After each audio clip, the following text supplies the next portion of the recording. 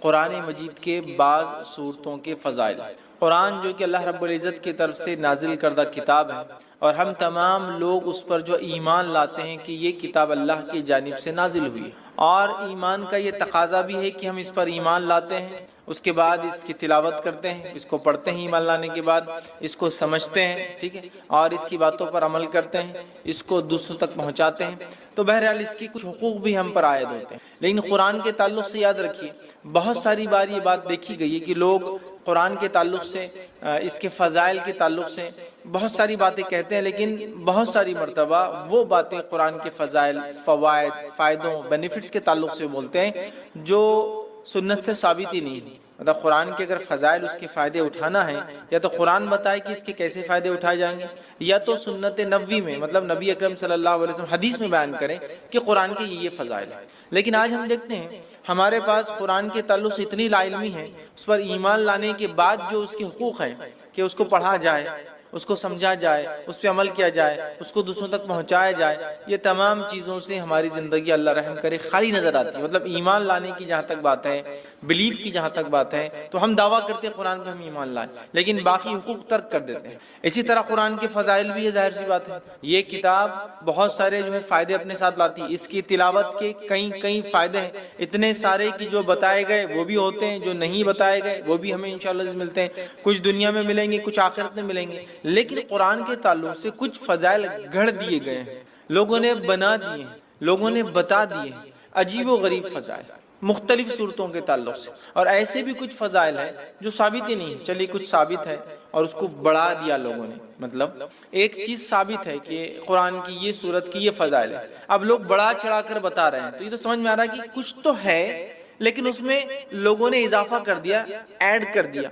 حالت یہ ہے کہ کچھ بھی نہیں ہے جہاں، وہاں بھی اتنے ایڈیشنز کہ عجیب و غریب باتیں کہ یہ سورت کو اتنی بار پڑھ لے تو یہ فائدہ، وہ سورت کو اتنی بار وہ کر لے تو اس کا یہ فائدہ، یہ کام اتنی بار کر لے، یا یہ سورت یہ آیت کو پڑھ لے تو فلاں فائدہ، جو کہ ثابت نہیں۔ دیکھیے قرآن یقیناً مومنوں کے لیے شفا ہے، جیسا کہ اللہ رب العزت نے خود قرآن نے بیان کیا، وَنُنَزِّلُ مِنَ الْقُرْآنِ مَا هُوَ شِفَاءٌ وَرَحْمَةٌ لِّلْمُؤْمِنِينَ، کہ ہم نے قرآن کو نازل کیا جس کے اندر شفا اور رحمت ہے مومنوں کے لیے۔ تو قرآن نے تو خود واضح کر دیا اس میں شفا بھی ہے اور رحمت بھی، لیکن وہ شفا کیسے حاصل کرے اور رحمت کیسے ملے، یہ میں اور آپ تو نہیں طے کر سکتے نا، یہ تو جس نے نازل کیا، جس کا کلام ہے اللہ، وہ بتائے، یا جس پر نازل ہوا محمد رسول اللہ صلی اللہ علیہ وسلم، وہ بتائے۔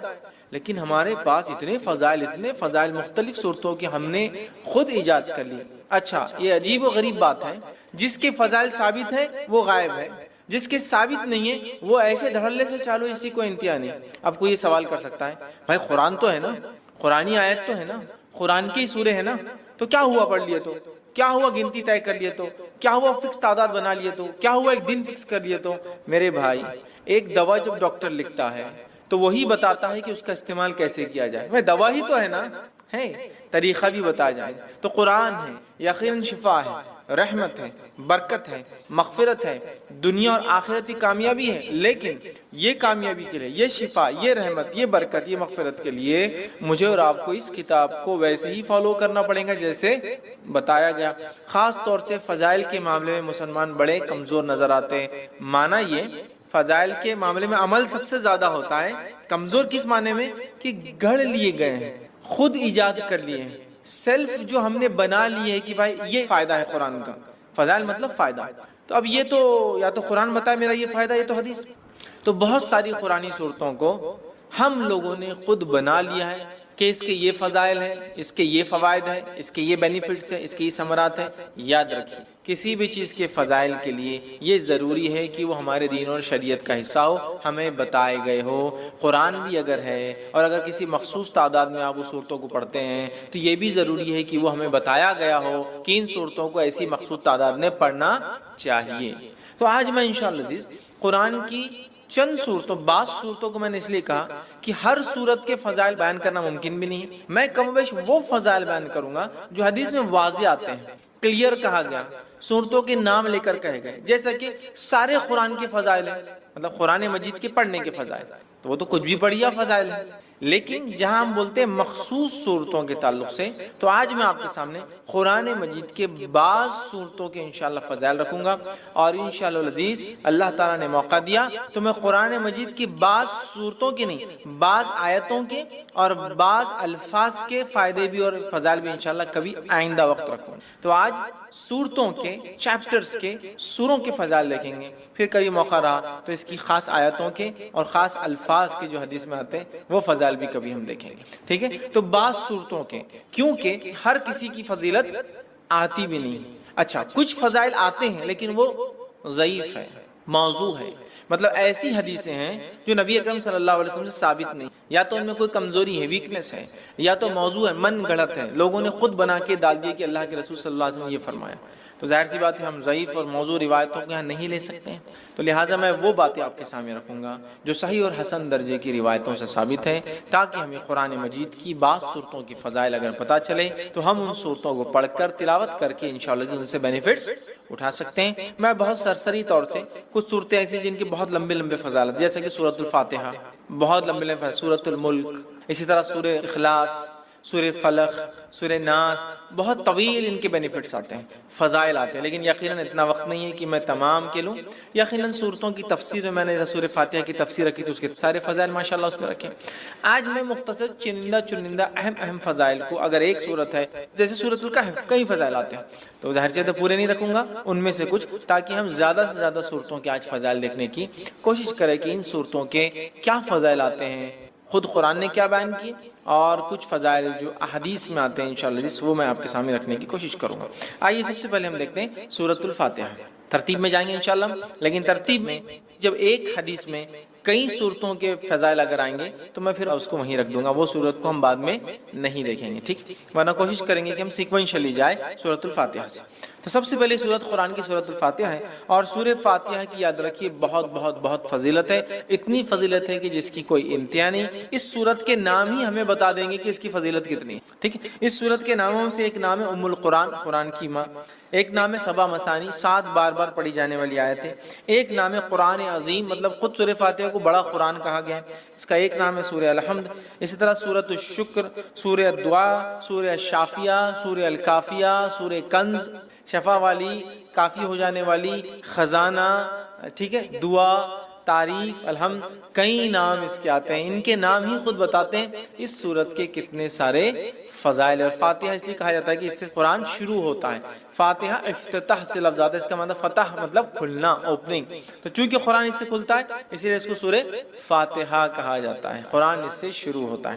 آئیے اس کے فضائل میں سے ایک فضیلت جو آتی ہے وہ یہ ہے، جامع ترمذی کی روایت ہے جو حضرت ابی بن کعب رضی اللہ عنہ فرماتے اور کہتے ہیں رسول اللہ صلی اللہ علیہ وسلم فرمایا کہ اس ذات کی قسم جس کے ہاتھ میں میری جان ہے، سورۃ الفاتحہ جیسی سورت نہ تو توریت میں نازل کی گئی، نہ تو انجیل میں نازل کی گئی، نہ زبور میں نازل کی گئی، یہ 7 آیتیں ہیں جو بار بار پڑھی جاتی ہے، یہی قرآن عظیم ہے اور جو مجھے دیا گیا ہے۔ تو یہاں دیکھیے سورۃ الفاتحہ کی فضیلت میں جو آپ بیان کریں، ایک ایسی سورت ہے جو اس سے پہلے نہ توریت میں نازل ہوئی، نہ زبور میں نازل ہوئی، نہ انجیل میں نازل ہوئی، ٹھیک ہے، اور یہی سبع مثانی ہے، مطلب قرآن نے کہا نا وَلَقَدْ آتَيْنَاكَ سَبْعًا مِّنَ الْمَثَانِي وَالْقُرْآنِ الْعَظِيمِ، اے نبی ہم نے آپ کو 7 بار بار پڑھی جانے والی آیتیں، سبعًا مِّنَ الْمَثَانِي وَالْقُرْآنِ الْعَظِيمِ، اور ایک بڑا قرآن دیا۔ جب پوچھا گیا یہ 7 بار بار پڑھی جانے والی آیتیں اور قرآن عظیم کیا ہے تو کہا سورہ فاتحہ۔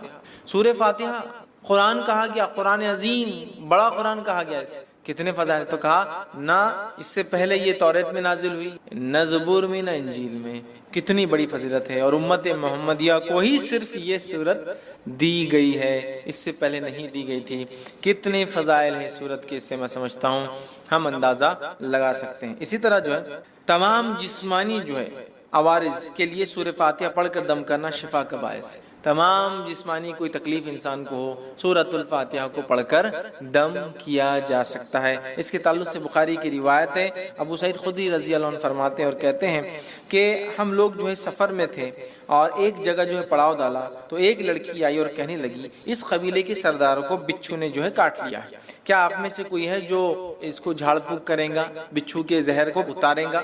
پڑھنے سے، رقیہ کرنے سے، کسی چیز کو دم کرنے سے بچھو کا زہر کیسے اترتا ہے؟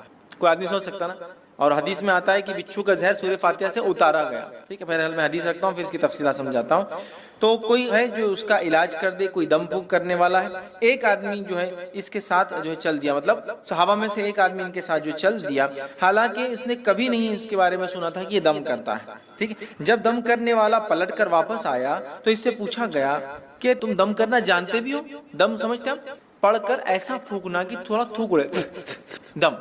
تو کیا تم جانتے بھی ہو دم کیا ہوتا ہے؟ تم نے کر کے آیا، یا یوں ہی کہہ دیا کہ مجھے دم آتا ہے ویسے چلے گئے اٹھ کر؟ ٹھیک ہے، اس نے کہا نہیں، میں نے تو بس سورہ فاتحہ پڑھی اور پھونک مار دی.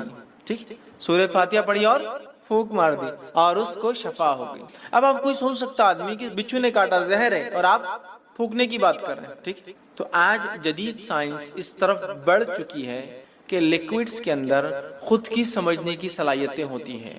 معلوم آپ کو پانی کے تعلق سے ایک اسٹڈی آئی ہے کہ پانی پہ جب کچھ کلمات پڑھے جاتے ہیں تو پانی اپنے مالیکولز کو ریسٹرکچر کرتا ہے. معلوم، مطلب اس کو جب کچھ پڑھا جاتا ہے، جیسے ایک آدمی بسم اللہ کہہ کر پڑھے گا تو پانی اپنے آپ کو ریسٹرکچر کرے گا. معلوم، وہ آپ کے انسٹرکشنز کو سمجھ سکتا ہے. اب یہ الگ بات ہے کہ ابھی یہ اب ایک سائنٹیفک، ابھی اس کے لیے فیکٹس ایک لمبا وقت ہے، بٹ ابھی ہم کو پتا چل رہا ہے جو سائنس آج کی بتا سکتی ہے. لیکوڈز جو ہوتے ہیں ان میں اپنی انڈرسٹینڈنگ ہوتی ہے اور وہ ریسٹرکچر کر سکتے، ریڈیزائن کر سکتے اپنے آپ کو، سامنے والا کیا پڑھ رہا ہے. اگر اسی بات کو ہم ذہن میں رکھیں، جو آج ایک ابتدا ہے اس فیلڈ کی، ہو سکتا ہے آگے بہت ساری باتیں ہمارے سامنے آئے، یہ ابتدا ہے، تو ہمیں پتہ چلتا ہے زہر بھی قسم کا لیکوڈ ہے جو اندر جا رہا ہے. جب اللہ کا کلام پڑھ کے انسٹرکشنز مل رہے ہیں تو وہ ایکٹ کرتا ہے، اس پہ ریئیکٹ کرتا ہے، ریسٹرکچر کر سکتا ہے اپنے آپ کو. جو زہر ہے وہ شفا میں بھی تبدیل ہو سکتا ہے. واللہ عالم، یہ تو ابھی ابتدا ہے. آگے آگے دیکھیے جو ہے سائنس دنیا کیا کیا ثابت کرتی ہے جو اسلام نے پہلے ہی بتا دیا ہے نا. آج بہت ساری تھراپی جس میں صرف پھونکا جاتا ہے اور سہلایا جاتا ہے. دیکھا آپ نے مساج، خالی پھونکتے ہیں اور ایسا ایسا یوں کرتے ہیں، ملتے ہیں، صرف مساج نہیں، یوں ملیں گے، سر پہ ہاتھ پھیریں گے، باڈی پہ ہاتھ پھیریں گے اور بولتے ہیں اس سے علاج ہوتا ہے. مطلب جرمنی میں ایک سائنٹسٹ ہے، وہ پاگلوں کا یا لوگوں کا علاج کرتا ہے جن کو مرگی وغیرہ کی بیماری، ایپیلیپسی وغیرہ ہوتی ہے، اور وہ ان کو، حالانکہ نان مسلم ہے، کرسچن ہے، تجوید کے ساتھ قرآن پڑھاتا ہے اور اس کی تجزیے کے مطابق، اس کے ایکسپیریمنٹس کے مطابق وہ کہتا ہے اللہ لفظ کو جو تجوید کے ساتھ پراپرلی برابر ادا کیا جائے، ایسا آدمی پاگل نہیں ہوتا ہے. وہ مسلمان نہیں ہے لیکن اس کی تھراپی کہتی ہے کہ یہ لفظ کو صحیح بولنے سے مینٹلی آدمی اچھا رہتا ہے. سبحان اللہ. ٹھیک ہے، تو بہرحال تو زہر کا اتارا ہے، اس لیے میں نے کہا کہ جسمانی بیماریوں کا اس کے اندر علاج ہے. اسی طرح سورۃ الفاتحہ کی فضیلت یہ ہے، جادو، جن، مرگی یا کسی پر سایہ یا کسی چیز کا اثر ہو، بیماری اگر کسی انسان کو ہو اور صبح اور شام جو ہے 3 مرتبہ سورہ فاتحہ پڑھ کر دم کی جائے تو اس کو شفا مل جاتی ہے. جادو، کوئی اثر، آسیب جس کو کہتے ہیں، ٹھیک ہے، مرگی، ایپیلیپسی، اس جیسی کوئی بھی بیماری ہو انسان کو، اگر سورۃ الفاتحہ صبح اور شام 3 مرتبہ پڑھ کے دم کی جائے تو اس کو فائدہ ہوتا ہے. جس کے تعلق سے ابو داؤد کی روایت ہے، ایک لمبا واقعہ ہے. خارجہ بن سلت رضی اللہ عنہ کا جو اس کے راوی، وہ کہتے ہیں کہ ان کے چچا نے روایت کیا کہ وہ ایک سفر میں تھے اور وہ ایک جگہ سے گزرے جہاں ایک آدمی کو لایا گیا جو زنجیروں میں جکڑا ہوا تھا، مطلب اس کو باندھا ہوا تھا رسیوں وغیرہ میں. لوگوں نے کہا یہ پاگل ہے اور تم محمد صلی اللہ علیہ وسلم کے ساتھی ہو اور تم محمد صلی اللہ علیہ وسلم کے ساتھ رہے ہو، کچھ ایسا پڑھو کہ اس انسان کو شفا ہو جائے. صحابہ اس کو صبح اور شام 3 مرتبہ سورہ فاتحہ پڑھتے اور اس پر دم کرتے، تھکی لگا تھوکتے کرتے، اور وہ کہتے تھوڑے دن یہ کیا اور اس کے بعد وہ آدمی ایسا فریش ہو گیا جیسے کہ غلام تھا، آزاد کر دیا، ایک دم اچھا ہو گیا، شفایاب ہو گیا. ٹھیک ہے، اور جو ہے روایت بہرحال لمبی اور بھی بہت ساری باتیں اس میں. ہم کو جو فضائل لینا تھا وہ یہ تھے کہ اس کے پڑھنے سے ذہنی بیماری، پاگل پن، مرگی، جن، سایہ، جو بھی بہرحال بولتے لوگ، نظر بد، سب کا علاج الحمدللہ اس صورت کے اندر ہے. ٹھیک ہے، آئیے دوسرا سورۃ البقرہ. سورۃ البقرہ کی کیا فضیلت ہے، اس کے تعلق سے میں سمجھتا ہوں بہت زیادہ بتانے کی ضرورت نہیں. یہ بڑی مشہور اور معروف سورت ہے، قرآن کی سب سے بڑی سورت ہے. حدیث کے اندر اس کی فضیلت میں جو آتا ہے، جامع ترمذی کی روایت ہے، نبی اکرم صلی اللہ علیہ وسلم فرمایا کہ جس گھر میں سورۃ البقرہ تلاوت ہوتی ہے اس گھر میں شیطان داخل نہیں ہوتا ہے. میں یقیناً حدیث کے کمپلیٹ ورڈنگز نہیں رکھوں گا چونکہ ہمیں کافی صورتوں کی فضیلت دیکھنا ہے، بس سرسری طور سے بیان کرتا جاؤں گا، کوئی دیکھنا چاہے تو تفصیلات دیکھ سکتا ہے. تو جامع ترمذی کی روایت ہے، نبی اکرم صلی اللہ علیہ وسلم فرمایا اور کہا کہ جس گھر میں سورۃ البقرہ پڑھی جاتی ہے اس گھر میں شیطان داخل نہیں ہوتا ہے، یاد رکھیے. اسی طرح سورۃ البقرہ کے تعلق سے صحیح مسلم کی روایت میں جو فضائل آتے ہیں وہ کیا ہے سنیے. سورۃ البقرہ کی تلاوت اور سماعت جادو کا بہتر علاج ہے. تلاوت اور سننا جادو کا علاج ہے۔ دوسرا، کوئی جادوگر سورۃ البقرہ پہ غالب نہیں آ سکتا۔ تیسرا فائدہ اسے پتہ چلا ہے اس کی تلاوت کرنے سے گھر میں خیر و برکت آتی ہے۔ چوتھی فضیلت معلوم ہوتی ہے اس کی تلاوت ترک کرنے سے گھر کی خیر و برکت سے انسان محروم ہو جاتا ہے، ٹھیک ہے۔ پانچواں فائدہ آتا ہے قیامت کے روز سورہ بقرہ اپنے پڑھنے والوں کے لیے مغفرت کے لیے جھگڑا کرے گا۔ 5 فضائل آتے ہیں صحیح مسلم کی روایت میں، ٹھیک ہے۔ اور ابو امامہ باہلی رضی اللہ عنہ اس حدیث کے راوی ہے۔ حدیث کے اندر جو آتا ہے وہ یہ ہے، قرآن پڑھا کرو، وہ قیامت کے روز اپنے پڑھنے والوں کی سفارش کرے گا، خصوصاً 2 روشن صورتیں تلاوت کرو، سورۃ البقرہ، سورہ آل عمران، ٹھیک ہے۔ قیامت کے روز یہ اس طرح قطار میں آئیں گی جیسے بادل آتے ہوں، یا 2 سائبان، مطلب 2 سائبان ہیں یا پھر بادلوں کے جیسے ہی سایہ لے کر آئیں گے، ٹھیک ہے، یا جیسے قطار میں اڑنے والے پرندوں کی طرح یہ جو ہے آئیں گے اور اپنے پڑھنے والے کی طرف جھگڑا کریں گے۔ سورہ بقرہ اور سورہ آل عمران کی اللہ ان کی مغفرت کرو، ان کو معاف کر دو، تو جھگڑا کریں گے تو انہیں پڑھا کرو، ٹھیک ہے۔ ان کا پڑھنا باعث برکت ہے اور اس کا چھوڑنا باعث حسرت ہے، خیر و برکت چھین جاتی ہے اور جادوگر اس کا مقابلہ نہیں کر سکے۔ 5 فضیلت ایک پورے قرآن کی بھی ہے، سورہ بقرہ اور سورہ آل عمران کا خاص نام لیا گیا، 2 نمبر اور 3 نمبر کا سورہ قرآن کا یہ، ٹھیک ہے۔ اسی طرح شیطان گھر میں داخل نہیں ہوتا ہے، جادو کا اثر ختم ہو جاتا ہے۔ اب اگر جادو ہو گیا ہے یا شیطان اندر آ گیا ہے تو بھاگ بھی جاتا ہے اس کے پڑھنے سے، مطلب ایک تو اندر نہیں آنے دینا، ایک تو جادو ہوگا تو علاج کرنا، اور ایک آگے تو ہکالنا، تینوں کام ہو سکتے ہیں سورہ بقرہ سے۔ سنیے حدیث کے اندر روایت ہے، حاکم کی روایت ہے، نبی اکرم صلی اللہ علیہ وسلم نے فرمایا اور کہا ہر چیز کی ایک چوٹی ہوتی ہے، قرآن مجید کی چوٹی اور فضیلت اور عظمت کے اعتبار سے سورۃ البقرہ اس کی چوٹی ہے، یاد رکھیں، پیک ہے اس کی، پینیکل ہے اس کا، ٹھیک ہے۔ جس گھر میں سورہ بقرہ پڑھی جاتی ہے شیطان سنتے ہی اس گھر سے بھاگ جاتا ہے، جس گھر میں سورۃ البقرہ پڑھی جاتی ہے شیطان سنتے ہی بھاگ جاتا ہے، ایول برائی جتنی بھی ہے شیطان لاتا ہے نا، گھر سے بھاگ جاتی ہے، ٹھیک ہے۔ آئیے تیسرا سورہ، سورہ آل عمران۔ سورہ آل عمران کے تعلق سے آتا ہے قیامت کے روز، جو ہم نے پیچھے جو روایت دیکھی اس روایت میں تفصیلات آ چکی تھی صحیح مسلم کی روایت کے اندر، جہاں نبی اکرم صلی اللہ علیہ وسلم نے فرمایا 2 قطار، یا تو پرندوں کی، یا تو 2 سائبان، درخت جو بڑے سائیدار ہوتے، یا تو بادلوں کے جیسی 2 صورتیں آئیں گی اور اپنے پڑھنے والے کی سفارش، بلکہ جھگڑا کریں گے ان کے لیے، نور ثابت ہوں گے ان کے لیے، اور روز قیامت جب کوئی سایہ نہ ہوگا تو 7 تو عرش میں ہیں، اس کے علاوہ جن کو سایہ ملیں گا ان میں سورۃ البقرہ اور سورہ آل عمران پڑھنے والے بھی، اور یہ 2 نور جیسے ثابت ہوں گے، ٹھیک ہے۔ تو سورہ آل عمران بھی اس میں شامل تھا، یہ نور جیسی ثابت ہوں، سایہ دار درخت جیسی ثابت ہوں، یہ اس کے بڑے فضائل یاد رکھیں سورۃ آل عمران کے، اور یہ لڑیں گی، یاد رکھیں لڑیں گی۔ آئیے حدیث کے الفاظ سن لیجیے، نبی اکرم صلی اللہ علیہ وسلم کو، یہ مسلم کی روایت ہے، کو فرماتے ہوئے سنا ہے کہ قیامت کے روز قرآن مجید لایا جائیں گا اور جو لوگ قرآن پر عمل کرتے تھے وہ بھی لائے جائیں گے، سورہ بقرہ اور سورہ آل عمران آگے ہوں گے۔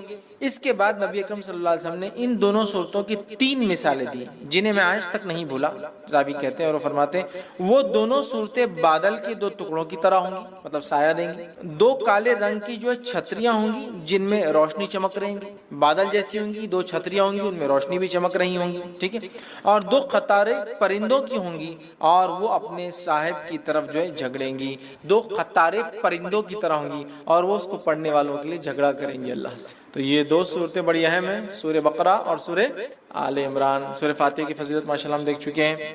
چوتھی جو ہم دیکھیں گے صورت وہ ہے سورہ ہود۔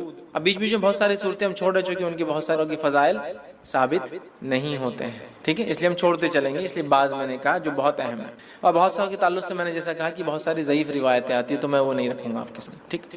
سورہ ہود کو ہم دیکھتے ہیں۔ سورہ ہود کی یاد رکھی بڑی فضیلت ہے، اور سورہ ہود کے تعلق سے جامع ترمذی کی روایت ہے، جو باتیں ہمیں پتہ چلتی وہ یہ ہے کہ سورۃ الہود سورہ نمبر 11، سورہ واقعہ سورہ نمبر 56 56، سورہ مرسلات سورہ نمبر 77 77، سورہ نبا سورہ نمبر 78 78، سورہ تکویر سورہ نمبر 81 81 جو ہے، ان صورتوں کی ایک ہی حدیث میں ایک ساتھ فضائل آتے ہیں۔ 5 صورتوں کی کیا فضائل ہے؟ عبداللہ ابن عباس رضی اللہ عنہ اس کے راوی وہ کہتے ہیں ابوبکر صدیق رضی اللہ عنہ نے عرض کیا یا رسول اللہ صلی اللہ علیہ وسلم آپ بوڑھے ہو گئے ہیں، مطلب نبی اکرم صلی اللہ علیہ وسلم کے سر میں کچھ بال سفید نظر آنے لگے تھے، حالانکہ انس بن مالک رضی اللہ عنہ کہتے ہیں آپ کے بہت کم بال سفید تھے اور آپ تیل لگانے سے چھپ جایا کرتے تھے۔ تو اللہ کے رسول صلی اللہ علیہ وسلم سے ابوبکر صدیق نے پوچھا رضی اللہ عنہ کیا بات ہے، بہت سارے بال آپ کے سفید نظر آئے؟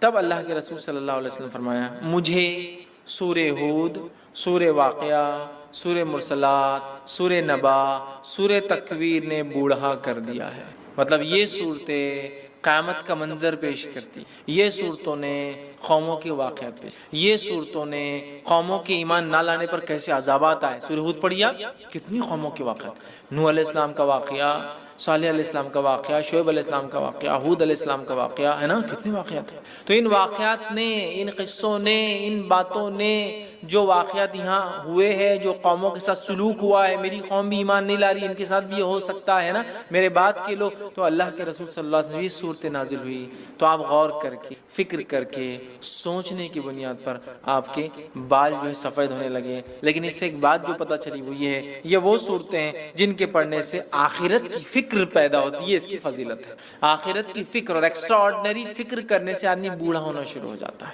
بولتے ہیں لوگ ارے وقت سے پہلے بال سفید ہو، کیا فکر ہے تم کو؟ بولتے ہیں آخرت، اور آخرت بڑی اہم چیز ہے، یاد رکھیں. تو 5 صورتیں اس میں آ گئی. اسی طرح جو ہے سورہ بنی اسرائیل دیکھیں گے ہم، سورہ نمبر 17. سورہ بنی اسرائیل کے تعلق سے یاد رکھیے یہ بڑی اہم صورت ہے، اور نبی اکرم صلی اللہ علیہ وسلم کے تعلق سے جامع ترمذی کی روایت ہے. یوں آتا ہے، عائشہ رضی اللہ عنہا فرماتی اور کہتی ہیں نبی اکرم صلی اللہ علیہ وسلم اس وقت تک نہیں سوتے تھے جب تک سورہ بنی اسرائیل اور سورہ الزمر، سورہ الزمر، سورہ بنی اسرائیل سورہ نمبر 17، سورہ الزمر سورہ نمبر 39، سورہ الزمر کی تلاوت نہیں کر لیتے تھے. نبی اکرم صلی اللہ علیہ وسلم نہیں سوتے جب تک کہ 2 صورتوں کی تلاوت نہ کرتے، سورہ بنی اسرائیل، ٹھیک ہے، یا سورہ اسراء سورہ نمبر 17، اور دوسرا آپ فرماتی اور کہتی سورہ الزمر، سورہ زمر سورہ نمبر 39 نمبر کا یاد رکھیں. یہ 2 کی جب تک تلاوت نہ کرتے جب تک آپ سوتے نہیں تھے، یاد رکھیں. ٹھیک ہے، تو اس سے پتہ چلا نبی اکرم صلی اللہ علیہ وسلم جس سورت کی تلاوت کر کے سو رہے ہیں یقیناً وہ سورت بڑی اہمیت کی، بڑی بڑی بڑی اہمیت کی حامل ہے. ٹھیک ہے، تو یہ 2 صورتوں کے تعلق سے آتا ہے کہ آپ سونے سے پہلے اس کو تلاوت کیا کرتے تھے. آئیے آگے بڑھتے ہیں. سورہ نمبر 18 سورہ کہف دیکھتے ہیں. سورہ کہف بڑی مشہور اور معروف صورت ہے. صرف اگر اتنا کہہ دوں کہ نبی اکرم صلی اللہ علیہ وسلم نے تاکید کی کہ جمعہ کو پڑھا کرو ایوری فرائیڈے، تو میں سمجھتا ہوں اتنا ہی ہمارے لیے کافی تھا. بٹ اس کے کئی فضائل آتے ہیں الحمدللہ. سورہ نمبر 18 سورہ کہف کی جو فضیلت آتی ہے وہ یہ ہے، جو شخص اس کی ابتدائی 10 آیتوں کو حفظ کر لیں گا اور تلاوت کریں گا دجال کے فتنے سے محفوظ رہیں گا، دجال کے فتنے سے محفوظ رہیں گا. اور سورۃ الکہف کی ابتدا میں نوجوانوں کا واقعہ آتا ہے جو اپنے وقت کے بادشاہ کی فتنے سے محفوظ رہے، جس نے اپنے آپ کو معبود، رب، گاڈ ڈکلیئر کرے. پورا واقعہ نا اصحاب کہف، دا پیپل آف دا کیو، غار والے لوگ ہیں نا، پورا واقعہ اسی سے لفظ سورت کا نام بھی کہف آتا. سورہ نمبر 18 جو اس کی 10 آیتوں کا حفظ کر لیں گا اور اس کی تلاوت کریں گا فتنہ دجال سے بچ جائیں گا. اور آپ کو پتا ہے فتنہ دجال کیا ہے؟ فتنہ دجال وہ فتنہ ہے جس کے تعلق سے حدیث میں آتا ہے کہ آدم علیہ السلام اور نوح علیہ السلام نے اپنی قوم کو اس سے ڈرایا، حالانکہ ان کے زمانے میں آنے والا نہیں تھا، آخری نبی کے آئے تک نہیں آنے والا تھا، ہے نا، اور آخری نبی کے دور میں بھی نہیں آنے والا تھا، ان کے امتیوں میں آنے والا تھا. اور وہ بھی ہر امتی پہ نہیں آنے والا تھا، جو زمانے کے آخر وقت میں رہیں گے، جو ایمان کے اعتبار سے بڑے کمزور ہوں گے، تو ان میں جو مضبوط ہوں گے وہ بچ جائیں گے. ٹیسٹ ہوگا ایک طرح سے، امتحان.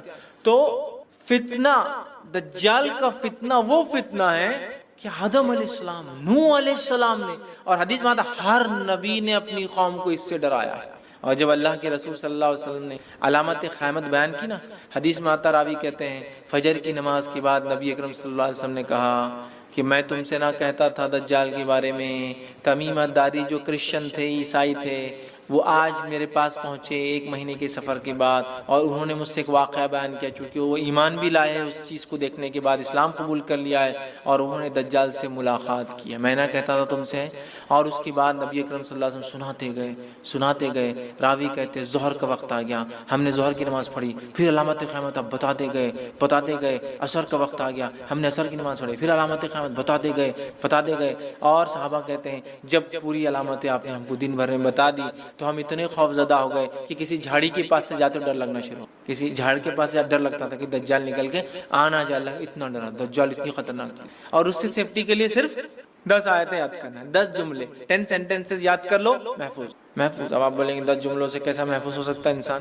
ہو سکتا ہے. 10 جملے کے معنی اور مفاہیم. ابھی تو میں کہہ رہا ہوں نا قیامت تک قرآن اپنے عجیب و غریب معجزے دکھاتا رہے گا. قرآن دیکھیے ہر نبی کو اللہ نے قوم کے پاس بھیجا, قوم ایمان بغیر معجزے کے نہیں لائی, میراکل کے, تو اللہ تعالیٰ نے اب چونکہ نبی نہیں بھیجیں گا تو ایک ایسا معجزہ میراکل قرآن بھیج دیا جو ہر دور میں اپنے آپ کو معجزہ ثابت کر کے رہیں گا, ہر ایج میں ثابت کریں گا. نبی اکرم صلی اللہ علیہ وسلم کے زمانے میں عربی اور لغت کا ایج تھا, شاعری کا ایج تھا, قرآن نے ثابت کیا. اس کے بعد کے زمانوں میں فلسفوں کو لوگوں نے آگے کیا, قرآن نے ثابت. آج سائنس اور ٹیکنالوجی قرآن ثابت کرتا ہے, کل کوئی اور دور ہوگا قرآن وہاں بھی اپنے آپ کو. تو اس کی 10 آیتیں سورۃ الکہف کی, صحیح مسلم کی روایت ہے. ابو درداء رضی اللہ عنہ فرماتے ہیں, کہتے ہیں رسول اکرم صلی اللہ علیہ وسلم فرمایا, جس نے سورہ کہف کی پہلی 10 آیتیں یاد کر لی وہ فتنہ دجال سے محفوظ کر لیا گیا. یاد کرو, سمجھو اس کو, اس کے معنی مفہوم پہ غور کرو, فتنہ دجال سے انشاءاللہ ہم بچ جائیں گے. ٹھیک ہے. اسی طرح جو ہے سورہ کہف کی آخری 10 آیت تلاوت کرنے والا فتنہ دجال سے محفوظ رہیں گا. پہلی 10 آیتیں یاد کرنے والا, آخری 10 آیتیں تلاوت کرنے والا محفوظ رہیں گا. یاد بھی کر لے, یاد کرنا ہے تو مسئلہ نہیں. اور کچھ علماء لکھتے ہیں ہو سکتا ہے دونوں سے فائدہ, واللہ عالم. چونکہ طبرانی کی روایت میں الفاظ اس طرح سے, ابو سعید خدری رضی اللہ عنہ کہتے ہیں رسول اللہ صلی اللہ علیہ وسلم فرمایا, جس نے سورۃ الکہف کو اس طرح پڑھی جس طرح نازل ہوئی تو وہ اس کے لیے قیامت کے روز نور ہوں گی. مکہ سے لے کر جس جگہ وہ رہتا وہاں تک کے لیے نور, انڈیا سے وہاں پڑھے تو وہاں تک اتنا بڑا نور رہے گا, جس جگہ سے مکہ تک اتنا بڑا نور اس کے لیے ثابت ہوگا. اور جس نے سورہ کہف کی آخری 10 آیتیں پڑھی فتنہ دجال سے, اس سے کوئی نقصان نہیں پہنچے گا. تو 10 آیتیں یاد کر لی تو بھی بچ گیا, آخری 10 آیتیں پڑھ لی تو بھی بچ گیا. ٹھیک ہے. اور میں بھی ہو سکتا دونوں بھی اس کا معنی ہو کہ پہلی بھی پڑھ لے, 10 بعد کی بھی پڑھ لے, انشاءاللہ انسان محفوظ. اسی طرح جمعہ کی روز سورہ کہف کی تلاوت کرنے والے کے لیے 2 جمعوں کے درمیان ایک روشن نور ہوتا ہے.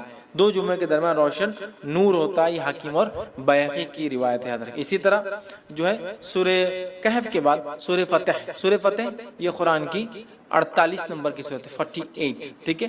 سورہ فتح کے تعلق سے جو ہے آپ صلی اللہ علیہ وسلم فرمایا اور کہا کہ دنیا وما فیہا کی ہر نعمت سے زیادہ یہ سورت مجھے محبوب ہے.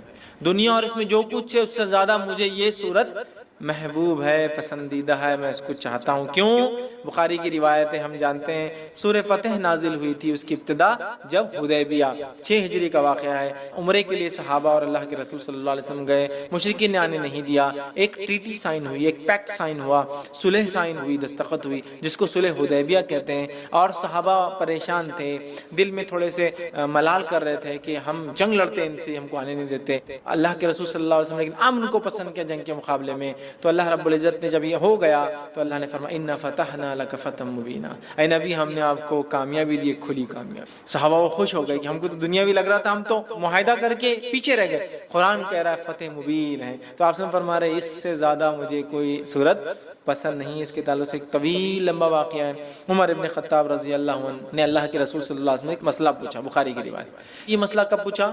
جب آپ نبی اکرم صلی اللہ علیہ وسلم تھوڑی سی پہلے بحث کر چکے تھے. واقعہ معلوم ہے نا. حضرت عمر رضی اللہ عنہ آئے, اللہ کے رسول صلی اللہ علیہ وسلم نے کہا کہ اللہ کے رسول صلی اللہ علیہ وسلم کے ہم حق پر نہیں ہیں. آپ نے کہا تو ہم لڑتے کیوں نہیں, کیوں صلح ہو رہی ہے؟ آپ سے خاموش. پھر گئے ابوبکر صدیق رضی اللہ عنہ کے پاس, کا مسئلہ کیا ہے؟ ہم حق پر نہیں ہے تو کہا ہے, پھر لڑتے کیوں نہیں؟ ابوبکر صدیق خاموش رہے, کہ اللہ کے رسول خاموشی اختیار کی نا, مل گیا نا جواب. اب شاید اس کے بعد یہ سوال کریں, روایت میں تفصیلات نہیں آتی, میں سمجھ رہا ہوں اس کی ترتیب سے. حضرت عمر نے مسئلے کا سوال پوچھا, آپ نے جواب نہیں دیا, پھر پوچھا, آپ نے جواب نہیں دیا, پھر پوچھا, 3 بار پوچھا, آپ خاموش. اب حضرت عمر رضی اللہ عنہ آگے نکل گئے قافلے میں, اور دل میں سوچ رہے ہیں کیوں میں نے 3 بار سوال کر لیا. اگر اللہ کے رسول صلی اللہ علیہ وسلم ناراض ہو گئے ہوں تو اللہ کو قرآن کی آیت ہی اتار دیں گا. اب میرے کچھ نہ کچھ مصیبت آتی, مطلب کہیں میرا تذکرہ نہ آ جائے, قرآن اتر جائیں گا اور میرا کنڈیمنیشن یا میرے بارے میں کچھ نہ کچھ آ جائے گا, اور یہ ٹھیک نہیں ہوگا. بہت پریشان ہو گئے, بہت دل میں پریشان ہونے لگے, اور آگے چلے گئے کہ 3 بار پوچھنا, 1 بار پوچھا ٹھیک تھا نا, کیوں میں نے سیکنڈ اور تھرڈ ٹائم پوچھ لیا, اننیسیسری تھا, نہیں بولنا چاہیے تھا, نہیں پوچھنا چاہیے تھا. آپ سب پتہ نہیں کیا کیفیت میں تھے, کیا حالت تھی, اب میرے پہ خواہ ہوتا جاتا ہے. اب اتنی دیر میں اللہ کے رسول صلی اللہ علیہ وسلم نے کہا عمر کا ہے. اب یہ تو آگے چلے گئے, ایک صحابی کا دیکھو جا کے عمر, وہ آگے گئے اور چلائے عمر تمہیں اللہ کے رسول صلی اللہ علیہ وسلم بلا رہے. حضرت عمر گھبرا گئے, کہا اب کچھ تو بھی ہو گیا, کوئی آیت اتر گئی میرے خلاف, چونکہ میں نے اننیسری ڈسٹرب کر, نبی نے ایک بار جواب نہیں دیا, خاموش رہ جانا تھا, دوسری بار پھر خاموش رہ جانا تھا, 3 بار کر وہ گئے. تب نبی اکرم صلی اللہ علیہ وسلم نے پوچھا, جبکہ وہ ڈرتے ہوئے جا رہے تھے کہ میرے بارے میں کچھ نہ اتر گیا ہو. آپ نے فرمایا میرے لیے کہ قرآن تو نہیں نازل ہو گیا؟ تو آپ نے فرمایا آج رات مجھ پر ایک سورت نازل کی گئی ہے جو مجھے ہر اس چیز سے محبوب ہے جس پر سورج طلوع ہوتا ہے, مطلب سورج جس پر نکلتا ہے, اِنَّا فَتَحْنَا لَكَ فَتْحًا مُبِينًا، اسے بخاری نے روایت کیا، مطلب سورہ فتح نازل ہوئی تھی. کہا یہ سورت مجھے سب سے زیادہ محبوب ہے، چونکہ ظاہری اعتبار سے ناکامی نظر آ رہی تھی، لیکن اللہ ہی جانتا تھا یہ بڑی کامیابی تھی. کیسا؟ صلح حدیبیہ کے بعد اسلام جو ہے پورے عالم میں پھیلنا شروع ہو گیا، اور آنے والے 3 سے 4 سالوں میں کئی ممالک مسلمان ہو گئے، اسلام قبول کر لیا، کیونکہ اب امن سائن ہو گیا، اب خطوط جانے لگے اور مبلغین جانے لگے، اور بہت سارے لوگ سمجھ گئے کہ قریش نے معاہدہ کرا مطلب جھک گئے، ہے نا. قریش کہتے ہیں سب سے بڑی مچھلی کو سمندر کی، جس کو کسی دوسرے پانی کے جانور سے خطرہ نہیں ہوتا، اور یہ جب چاہے کسی کو بھی نگل سکتی ہے، سو کہتے قریش.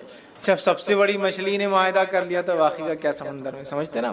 قریش کا معاہدہ آٹومیٹک سگنل تھا کہ اب محمد صلی اللہ علیہ وسلم ان کے ساتھی کوئی معمولی لوگ نہیں رہے. ایک زمانے میں جن کو مسئلہ اور کچلا اور قتل کیا گیا، اب یہ وہ لوگ ہیں جن کی عزت اور اکرام کرنا ہماری مجبوری ہے. حدیبیہ سائن بہرحال تو آپ نے کہا مجھے پسند نہیں. اسی طرح سورہ ملک، سورہ نمبر 67 سورہ ملک کی بھی یاد رکھیے، بڑی جو ہے فضیلت جو ہے آتی ہے، اور اس کے فضائل میں یاد رکھیے آتا ہے جو نبی اکرم صلی اللہ علیہ وسلم کے تعلق سے آتا ہے کہ آپ نے فرمایا، جامع ترمذی کی روایت ہے، حدیث کے الفاظ جابر رضی اللہ عنہ فرماتے اور کہتے ہیں کہ اللہ کے رسول صلی اللہ علیہ وسلم اس وقت تک نہ سوتے جب تک سورہ علم تنزیل مطلب سورہ سجدہ کو علم تنزیل بھی بولتے ہیں، اس کی ابتدا جو ہے، ٹھیک، علم تنزیل سورہ سجدہ سورہ نمبر 32، اور تبارک الذی بیدہ الملک سورہ نمبر 66، سورہ ملک سورہ تبارک الذی نہ پڑھتے جب تک نہ سوتے. سورہ سجدہ سورہ نمبر 32 اور سورہ ملک سورہ نمبر 67. اب کوئی آدمی سوچ سکتا سورہ بنی اسرائیل اور سورہ زمر ایک جگہ آ رہا ہے، بہت بڑی بڑی صورتیں ہیں، 17 اور 39 کہیں آ رہا ہے، سورہ ملک اور سورہ سجدہ 32 اور 67.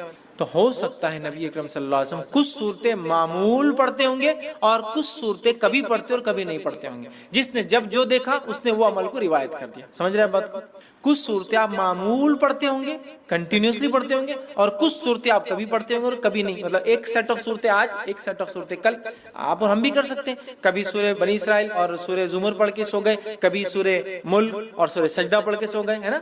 اور آپ سے کچھ صورتیں مسلسل مکمل اور ہمیشہ سورہ اخلاص، سورہ فلق، سورہ ناس چھوٹی چھوٹی ہمیشہ. تو یہ آپ کا معمول الگ الگ وقتوں میں رہا ہوں گا، اور دیکھنے والے نے جب دیکھا اس نے وہ بات آپ کی روایت کر دی، یا واللہ عالم آپ سب ایک ساتھ کرتے ہیں، واللہ عالم اللہ ہی بہتر جانتا. ٹھیک ہے.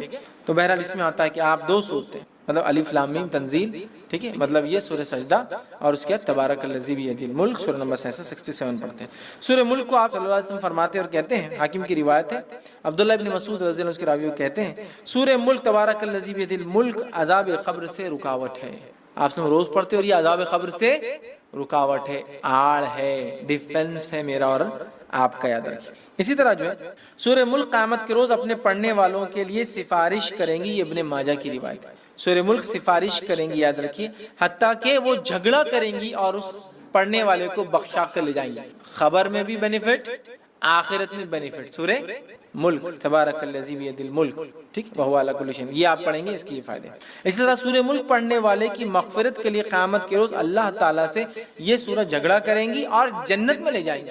عذاب قبر سے محفوظ رکھیں گی، آخرت میں اللہ تعالیٰ سے جو مجادلہ کریں گی، جھگڑا کریں گی، اور جنت میں بھی لے جائیں گی اپنے پڑھنے والے کو. ٹھیک، یہ جو ہے طبرانی کی روایت میں کہ جنت میں لے جائیں گی. ٹھیک ہے، بہت ہی جو ہے اہم صورت ہے. اس کے تعلق سے ایک بات جو آتی ہے، ابن کثیر رحمہ اللہ نے اپنی تفسیر میں سورہ ملک کی اس کو روایت کیا. وہ روایت اس طرح سے، سورہ ملک خود پڑھنی چاہیے اپنے بیوی بچوں کو، حتیٰ کہ اپنے پڑوسیوں کو بھی اس کی پڑھنے کی تلقین کرنا چاہیے. اور صحابہ ایسا کرتے تھے، خود پڑھتے تھے، اپنے بیوی بچوں کو بولتے تھے، اور اڑوس پڑوس میں بولتے تھے سورہ ملک پڑھا کرو بھائی، سورہ ملک پڑھا کرو. سمجھ رہے ہیں؟ ہمیں بھی کرنا چاہیے. اسی طرح آگے بڑھتے ہیں، سورہ نمبر 76 سورہ جو ہے دہر یا سورہ انسان 76 سورہ دہر، اس کی انشاءاللہ دیکھتے فضائل. روایت صحیح مسلم کی ہے، رسول اکرم صلی اللہ علیہ وسلم جمعہ کے روز فجر کی نماز میں سورہ سجدہ اور سورہ دہر کی تلاوت کرتے ہیں. سورہ دہر سورہ نمبر 76 اور سورہ سجدہ سورہ نمبر 32 کی آپ صلی اللہ علیہ وسلم فجر کی نماز میں تلاوت کرتے تھے.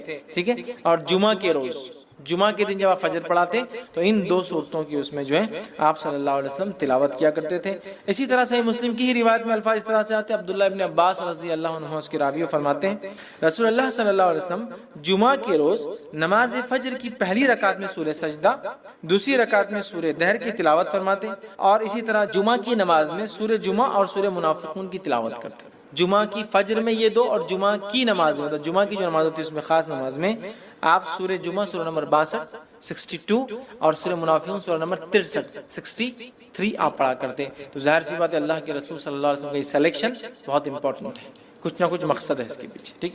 تو یہ اس کی فضیلت ثابت کرتا ہے. اسی طرح نبی اکرم صلی اللہ علیہ وسلم کے تعلق سے آتا ہے کہ آپ جو ہے مسبحات پڑھے بغیر نہیں سوتے. مسبحات کس کو کہتے ہیں؟ مسبحات یہ 7 قرآن کی صورتیں ہیں جن کی ابتدا اللہ کی حمد و ثنا یا تسبیح سے شروع ہوتی ہے. جیسے فار ایگزامپل مثال کے طور پہ سورہ نمبر 17 سورہ بنی اسرائیل، سبحان الذی اسریٰ بعبدہ، سبحان. مسبحات وہ صورتیں جن کی فرسٹ آیت میں اللہ کی حمد و ثنا اور تسبیح ہے. سمجھ رہا؟ مسبحات اس کو کہتے ہیں، ٹھیک ہے. سبح اسم ربک الاعلی ہے نا، سورہ اعلیٰ کی پہلی آیت مسبحات کہتے ہیں. تو ایسی 7 صورتیں ہیں جو اللہ کی حمد و ثنا سے ان کی پہلی آیت شروع ہوتی ہے، اس کو کہتے ہیں مسبحات. تو ایک روایت میں آتا ہے جامع ترمذی کی، نبی اکرم صلی اللہ علیہ وسلم، جس کے راوی جو ہے ارباز بن ساریہ رضی اللہ عنہ کہتے ہیں، نبی اکرم صلی اللہ علیہ وسلم سونے سے پہلے مسبحات کی تلاوت فرمایا کرتے تھے اور ارشاد فرماتے تھے ان میں ایک آیت ایسی ہے جو 1000 آیت سے بہتر. ایک آیت کون سی ہے؟ مخفی، چھپا ہوا ہے، ہڈن. یہ قرآن کے چھپے ہوئے خزانوں میں سے خزانہ ہے. جیسے حروف مقطعات ہے نا، چھپے ہوئے خزانے قرآن کی، چھپی ہوئی چیز ہے، ویسا ہی ایک ہے کوئی جو 1000 کے برابر ہے.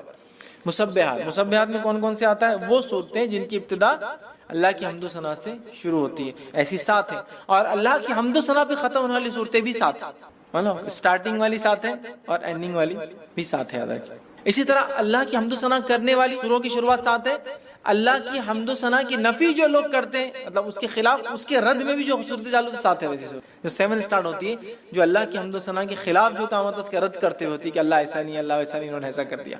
ٹھیک. بہرحال تو مسبحات کون کون سی صورتیں؟ سورہ نمبر 17 سورہ بنی اسرائیل، سورہ نمبر 57 سورہ حدید 57. اب اس کی فضیلت بھی یہاں آگے دیکھیے، سورہ حدید 57، سورہ حشر سورہ نمبر 59، ٹھیک ہے 59.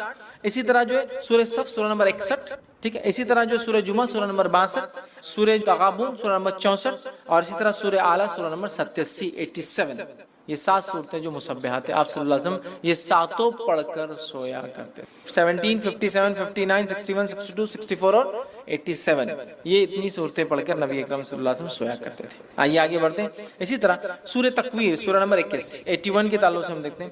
سورہ تکویر کے تعلق سے نبی اکرم صلی اللہ علیہ وسلم فرماتے ہیں، یہ جو ہے جامع ترمذی کی روایت، آپ نے فرمایا جو شخص اپنی آنکھوں سے قیامت کا منظر دیکھنا پسند کرتا ہے وہ سورہ تکویر، جو شخص اپنی آنکھوں سے قیامت کا منظر دیکھنا پسند کرتا ہے وہ سورہ تکویر سورہ نمبر 81 81 پڑھے، سورہ انفطار سورہ نمبر 82 82 پڑھے، اور سورہ انشقاق سورہ نمبر 84 84. یہ 3 صورتیں پڑھے، اس کے سامنے قیامت کا منظر ظاہر ہے. جو شخص قیامت کا منظر اپنی آنکھوں سے دیکھنا چاہتا ہے وہ 3 صورتیں پڑھے. پہلا سورہ تکویر سورہ نمبر 81، دوسرا سورہ انفطار سورہ نمبر 82، اور تیسرا سورہ انشقاق سورہ نمبر 84 84. یہ پڑھے قیامت اپنی آنکھوں سے. اس کے فضائل کیا ہوں گے؟ اس کا مطلب فضائل یہ ہے کہ اس کو پڑھنے سے آخرت یاد آتی ہے، قیامت یاد آتی ہے. انسان وہ مناظر دیکھتا ہے جو مناظر تب ہونے والے ہیں، یقیناً وہ انٹینسٹی ہم کبھی نہیں سمجھ پائیں گے، لیکن کچھ نہ کچھ ایک پکچر سامنے آ جاتا ہے نا. تو بہرحال وہ چیز اس سے جو ہے ظاہر ہوتی ہے. تو یہاں 81 کی فضیلت بھی آ گئی، 82 کی بھی آ گئی، 84 کی بھی آ گئی. اللہ کام بیچ بہت ساری صورتوں کے بیچ بیچ میں ایسا ایک الفاظ میں سورہ حدید 57 کے بیچ میں آ گئی، حالانکہ میں نے ترتیب میں نہیں لیا تھا چونکہ ایک حدیث کا حصہ تھا. آئیے اسی طرح سورہ اعلیٰ سورہ نمبر 87 کی کیا فضیلت ہے؟ سورہ اعلیٰ کے تعلق سے آتا ہے نبی اکرم صلی اللہ علیہ وسلم، یہ جو صحیح مسلم کی روایت ہے، نماز عیدین اور جمعہ کی نماز کی پہلی رکعت میں سورہ اعلیٰ اور دوسری رکعت میں سورہ غاشیہ تلاوت کرتے. جمعہ کی نماز میں اور عیدین کی نماز میں پہلی رکعت میں سورہ اعلیٰ، دوسری رکعت میں سورہ غاشیہ تلاوت کرتے. سورہ اعلیٰ سورہ نمبر 87، سورہ غاشیہ سورہ نمبر 88. تو 87 اور 88 2 آیتوں کی آپ ایک کے بعد ایک تلاوت کیا کرتے تھے. کتنی اہم بات ہے، کتنی اہم فضیلت ہے، اندازہ لگایا کہ آپ صلی اللہ علیہ وسلم اس کو تلاوت کیا کرتے تھے جمعہ اور عیدین کی نماز میں. پہلی رکعت میں سورہ اعلیٰ، دوسری رکعت میں سورہ غاشیہ. ہمیں بھی چاہیے اس کی تلاوت کرے. عموماً ہم دیکھتے ہیں بہت سارے لوگ کرتے بھی ان صورتوں کی تلاوت جمعہ کی نماز میں اور عیدین کی نماز میں، تو اس سے بھی اس کی فضیلت پتہ چلتی ہے. اسی طرح جو ہے نماز وتر کی پہلی رکعت میں نبی اکرم صلی اللہ علیہ وسلم سورہ اعلیٰ پڑھتے ہیں. زیادہ تر پہلی رکعت میں سورہ आला पढ़ते, दूसरी रकात में सूरह काफिरून पढ़ते, तीसरी रकात में सूरह इखलास पढ़ते, ठीक है। तो इससे भी इसकी फजीलत पता चलती है सूरह आला की, कि आप सल्लल्लाहु अलैहि वसल्लम इसको नमाज में पढ़ा करते थे, याद रखिए। और खास तौर से ये सूरह गाशिया सूरह नंबर 88 उसकी फजीलत आ गई कि ये भी नबी अकरम सल्लल्लाहु अलैहि वसल्लम जुमा और ईदैन के नमाज में इसको तिलावत करते थे, ठीक। इसी तरह जो है सूरह नंबर 109 सूरह जो है अल काफिरून, इसकी फजाइल भी देखते हैं। एक मरतबा सूरह अल काफिरून पढ़ने का सवाब 1/4 कुरान पढ़ने के बराबर है। जैसा सूरह इखलास को एक मरतबा पढ़ने का सवाब 1/3 कुरान पढ़ने के बराबर है, सूरह काफिरून के पढ़ने का सवाब 1/4 मतलब पाव कुरान पढ़ने के बराबर। क्यों? इसलिए कि सूरह काफिरून में कुफ्र का रद्द है, कुफ्र का रद्द है ना। मतलब हम जिन चीजों की इबादत अल्लाह के अलावा दुनिया में होती है सबका इनकार करते हैं और कहते हैं कुल या अहल काफिरून ला अबुदु मा ताअबुदून, मैं उस चीज की इबादत नहीं करता हूँ जिसकी तुम इबादत करते हो। समझ? तो हम क्या कर रहे हैं? डिनायल कर रहे हैं, इनकार कर रहे हैं उन तमाम चीजों की जिनकी इबादत अल्लाह के साथ या अल्लाह के अलावा होती है दुनिया में अंदर। तो सूरतुल काफिरून की फजीलत है। हदीस के अल्फाज अब्दुल्लाह इब्न अब्बास रज़ी अल्लाह अन्हु और हदीस के रावी जामे तिरमिज़ी की रिवायत आपने फरमाया कहा कि सूरह इखलास 1/3 कुरान के बराबर 1/3 ऑफ द कुरान के बराबर है, और सूरह काफिरून 1/4 1/4 कुरान के बराबर है, याद रखिए। तो यहाँ इसकी फजीलत आती है। इसी तरह जो एक फजीलत इसकी जो आती है वो ये है कि रिवायत के अंदर ये अल्फाज है कि नबी अकरम सल्लल्लाहु अलैहि वसल्लम की खिदमत में जो है फरवाह बिन नौफल रज़ी अल्लाह अन्हु हाजिर हुए और कहा अल्लाह के रसूल सल्लल्लाहु अलैहि वसल्लम मुझे कोई ऐसी चीज़ बताइए जो मैं सोते वक्त पढ़ूँ, सोते वक्त जो चीज़ मैं पढ़ूँ। तो नबी अकरम सल्लल्लाहु अलैहि वसल्लम ने फरमाया कुल या अहल काफिरून पढ़ो, ये शिर्क से बरी कर देती है। क्या करो? तुम कुल या अय्युहल काफिरून पढ़ो सोने से पहले, ये तुमको शिर्क से बरी कर, क्योंकि आप जो जो चीज़ें हैं जिनकी इबादत अल्लाह के साथ या अल्लाह के अलावा होती है उनका इनकार करते हैं। तो गोया एक आदमी सूरह काफिरून पढ़ के जब सोता है शिर्क से बरात करके, नफरत का इजहार करके कि मैं बरी हूँ जिन चीज़ों की इबादत तुम अल्लाह के अलावा, जिन चीज़ों को तुम एसोसिएट करते हो अल्लाह के साथ, मैं उनसे बरी होकर सो रहा हूँ। तो एक सहाबी का आपने फरमाया रात में सोते वक्त क्या पढ़ना चाहते हो? सूरतुल काफिरून पढ़कर तुम सो। इसी तरह तबरानी की रिवायत में आता है कि अली रज़ी अल्लाह फरमाते हैं कि दौरान नमाज नबी अकरम सल्लल्लाहु अलैहि वसल्लम को एक बिच्छू ने काट लिया। आप नमाज पढ़ रहे थे और तबरानी की रिवायत में आपको एक बिच्छू ने काट लिया। जब आप सल्लल्लाहु अलैहि वसल्लम नमाज से फारिग हुए तो बिच्छू को आपने मारा और कहा अल्लाह की लानत हो बिच्छुओं पर, ये नबी और गैर नबी किसको भी नहीं छोड़ते। अल्लाह की लानत हो बिच्छू पर, ये एक ऐसा जानवर है मूजी, ये नबी और गैर नबी किसी को नहीं छोड़ता, सबको डस लेता है, उसमें तमीज़ ही नहीं है उसके अंदर। फिर आप सल्लल्लाहु अलैहि वसल्लम ने पानी और नमक मंगवाया, ठीक, और दोनों को मिलाकर, पानी और नमक को मिलाकर उस पे मला, ज़ख़म पर उसको मला, और साथ में सूरह काफिरून और मुअज़्ज़तैन पढ़कर दम किया। सूरह काफिरून सूरह नंबर 109 और मुअज़्ज़तैन सूरह नंबर 113 और 114 पढ़कर दम ज़ख़म पे दम किया, पढ़ के फूका उसमें। नमक और पानी, नमक और पानी खुसूसियत रखता है कि जहर के असर को कम करे, जख्म को भरे जो बिच्छू काटने से हुआ। और पढ़ने से याद रखिए जब सूरह काफिरून और सूरह फलक और सूरह नास पढ़ के आपने दम किया तो असर कम हो। एक रिवायत में आता है कि आपने सूरह इखलास, सूरह फलक और सूरह नास पढ़ी, ठीक है। तो इसमें हम ये कह सकते चूँकि दोनों रिवायतें सही है, तो हो सकता है एक वाक़े पे आपने ये पढ़ा हो या एक वाक़े पे आपने ये पढ़ा हो, अल्लाह आलम जो भी हो, चूँकि एक रिवायत में इखलास और मुअज़्ज़तैन और एक में काफिरून और मुअज़्ज़तैन के अल्फाज बहरहाल आते हैं, ठीक। इसी तरह जो है जामे तिरमिज़ी की रिवायत है बैतुल्लाह शरीफ का तवाफ़ करने के बाद 2 रकात नमाज से पहले नबी अकरम सल्लल्लाहु अलैहि वसल्लम पहली रकात में सूरह काफिरून और दूसरी में सूरह इखलास पढ़ते हैं। तवाफ़ कर लिया आपने, फिर आप मकाम इब्राहिम के पास जाते हैं जो 2 रकात पढ़ते हैं। तो नबी अकरम सल्लल्लाहु अलैहि वसल्लम का तरीक़ा रहा सुनना, ज़रूरी नहीं किसी को ना याद हो तो कोई मसला नहीं, पहली रकात में सूरह काफिरून और दूसरी रकात में सूरह इखलास आप पढ़ा करते थे, ठीक है। तो इससे भी पता चलता है इसकी अहमियत। नसई की रिवायत है 3 वितर की नमाज में नबी अकरम सल्लल्लाहु अलैहि वसल्लम पहली रकात में सूरह आला 87 सूरह नंबर, दूसरी रकात सूरह काफिरून 109 109 और तीसरी रकात सूरह इखलास 112 नंबर का सूरह पढ़ा करते थे वित्र में। 3 रकात वित्र जब आप नमाज पढ़ते थे। आइए आगे बढ़ते हैं। सूरह नंबर 112 सूरह इखलास के फजाइल। सूरह नंबर 112 सूरह इखलास है और मैं समझता हूँ इसे कितने फजाइल है, इसी कोई इंतहा नहीं, इसलिए कि इस सूरत का नाम बताता है इखलास। इखलास का माना होता है प्योर, खालिस, बगैर मिलावट का। इखलास ने क्या किया? सूरतुल इखलास ने रब और रब क्या नहीं है उसको फर्क कर दिया, गॉड क्या है और क्या नहीं है उसको डिफरेंशिएट कर दिया। इसलिए इखलास साफ कर दिया, क्लियर कर दिया, प्योर कर दिया, किसी भी किस्म की मिलावट बाकी ना कि रब कौन है और कैसा है। इखलास, अल इखलास, سورۃ الاخلاص، خالص کا بولتے ہیں نا، خالص سونا، خالص دودھ ہے نا، مطلب پیور گولڈ، پیور ملک، خالص، ساری گندگیوں سے، برائی سے، کمزوریوں سے پاک، عیب سے پاک. ٹھیک. سورۃ الاخلاص، سورۃ الاخلاص، سورہ اخلاص پڑھنے والوں سے اللہ تعالیٰ جو ہے محبت فرماتا ہے. سورہ اخلاص جو لوگ پڑھتے ہیں اللہ تعالیٰ ان سے محبت فرماتا ہے.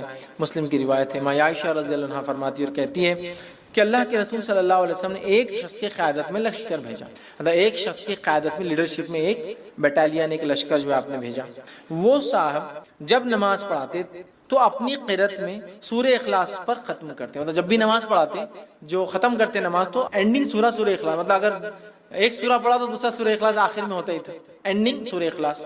آنے کے بعد لوگوں نے کہا اللہ کے رسول صلی اللہ علیہ وسلم یہ صاحب کیا کرتے تھے، ہر نماز کے اینڈ میں سورہ اخلاص ایڈ رہتا تھا ان کا ایڈیشن، تو ختم کرتے. جب لشکر واپس آیا تو لوگوں نے رسول اللہ صلی اللہ علیہ وسلم ذکر کیا، آپ صلی اللہ علیہ وسلم نے ارشاد فرمایا اس سے دریافت کرو ایسا کیوں کرتا تھا. لوگوں نے اسے دریافت کیا، جا کر پوچھا تم ایسا کیوں کرتے تھے، تو اس نے جواب دیا یہ سورہ رحمان کی صفت بیان کرتا ہے، یہ سورہ رحمان کے، رب کے اوصاف، کیریکٹرسٹکس بیان کرتا ہے. قل هو اللہ واحد، کہہ دو وہ اللہ ایک ہے، اللہ الصمد، اللہ بے نیاز، لم یلد ولم یولد، ٹھیک ہے، لم یلد ولم یولد، وہ کسی سے پیدا نہیں ہوا اور اس کے کوئی ماں باپ نہیں، مطلب نہ اس نے کسی کو پیدا کیا نہ وہ کسی سے پیدا ہوا، نہ وہ اس کے کوئی ماں باپ ہے نہ اس کو بیوی ہے نہ اس کے کوئی بچے ہیں. ولم یکن لہ کفوا احد، اور اس جیسا دوسرا کوئی نہیں. تو رب رحمان کی صفت یہ صورت بیان کرتی ہے. تو اس شخص نے کہا مجھے چونکہ اس میں رحمان کی صفتیں بیان ہوتی ہیں اس لیے میں اس کو پڑھتا ہوں، لہٰذا میں اسے پڑھتا ہوں اور اس کو پسند بھی کرتا ہوں چونکہ اللہ کی صفتیں ہیں.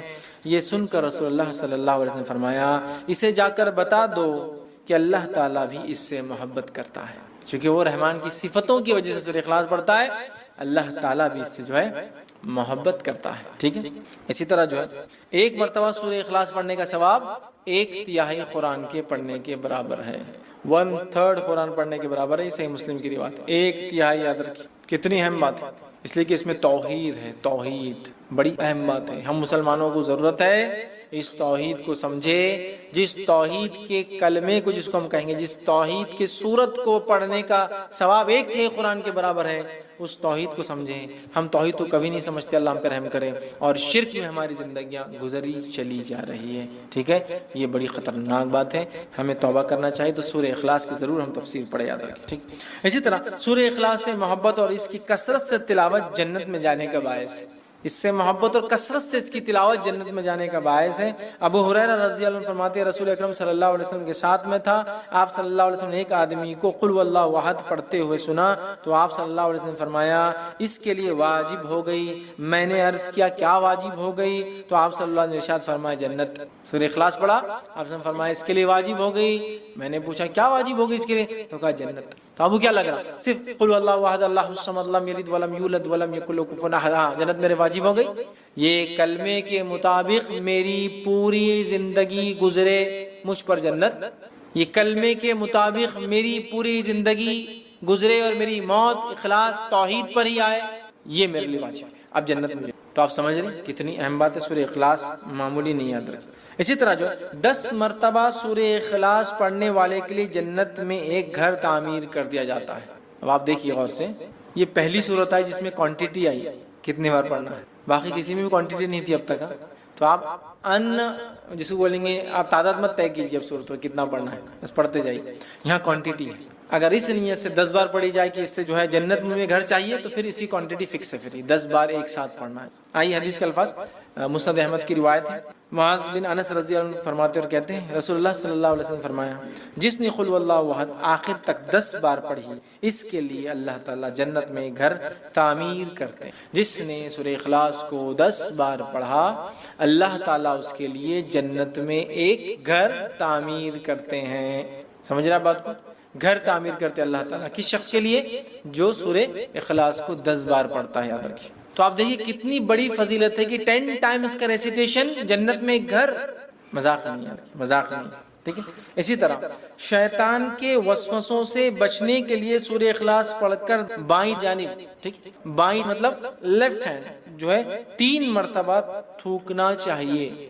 یہ وسوسے جو کنٹینیو آتے ہیں نا، اس کا بھی علاج ہے اس کے اندر، ٹھیک ہے۔ حدیث کا الفاظ سنیے، جو ہے ابو داؤد کی روایت ہے، جو ہے ابو سلمہ بن عبد الرحمن رضی اللہ عنہ کہتے ہیں کہ رسول اللہ صلی اللہ علیہ وسلم نے فرماتے ہوئے سنا ہے کہ ایک وقت آئیں گا لوگ ایک دوسرے سے بہت زیادہ سوال کریں گے، بہت زیادہ سوال کریں گے، حتیٰ کہ ایک کہنے والا کہیں گا اچھا مخلوق کو اللہ نے پیدا فرمایا۔ ایک آدمی آ کے کیا سوال کریں گے؟ اچھا مخلوق کو اللہ نے پیدا کیا، تو پھر اللہ کو کس نے پیدا کیا؟ وہ شک ڈال دیں گے، مخلوق کو اللہ نے پیدا کیا تو اللہ کو کس نے پیدا کیا؟